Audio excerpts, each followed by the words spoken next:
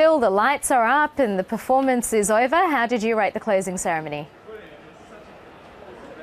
Yes, what a shame. It's all over. A summer of celebration for London, and they put on a fantastic show, both here, of course, but mainly in the athletic arenas. The Paralympics have been just absolutely spectacular, but what a great ending tonight.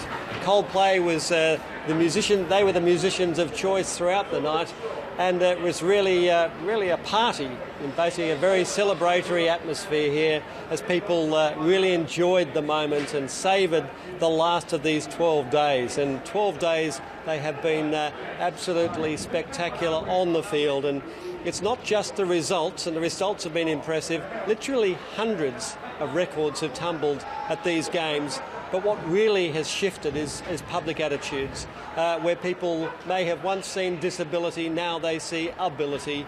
They see sportsmen, they see professionals doing the hardest job they possibly can, trying to do as best a job as they possibly can for themselves and for their countries, just as any other athletes do. And I think that is the major breakthrough of this whole experience. Phil, we're just seeing some pictures now from the closing ceremony. We've seen Coldplay perform. We saw them perform with Rihanna and Jay-Z as well.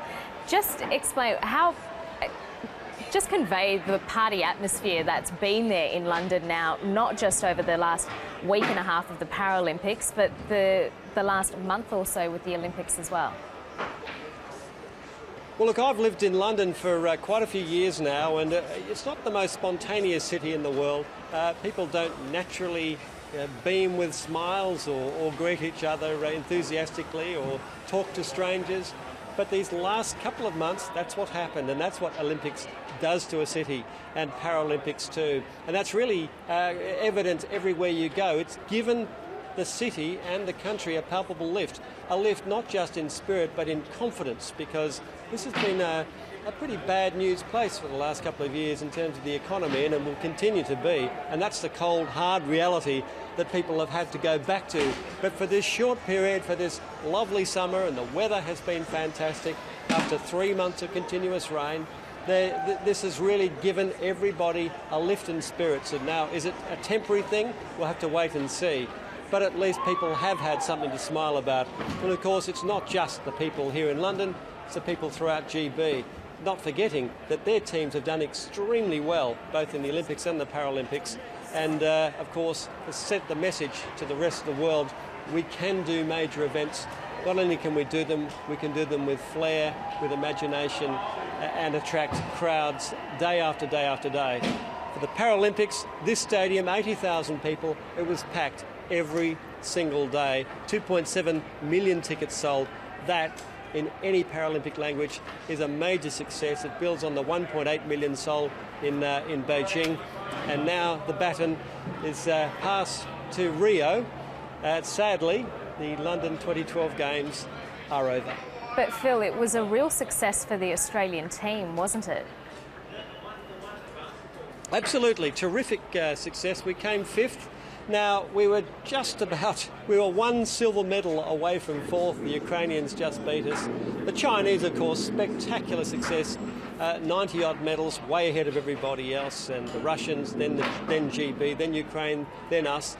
And we were ahead of the United States. And perhaps that in some ways reflects different attitudes to disability, and the fact that Australia has put a lot more money and concentration into these Paralympics, more so than perhaps some of the larger, wealthier countries you might expect to do better haven't. But all credit to the Australians, to their team, to the athletes, to the 161 athletes who have done so spectacularly well and performed so well in multi-disciplines in some cases.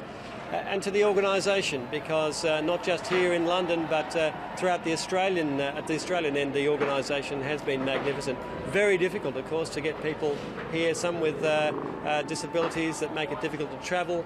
So the logistics have been handled brilliantly as well. So pats on the back all round, and I have to say, pats on the back for the ABC, because we're the network that covered 120 hours of this, and I think that deserves a bit of celebration too.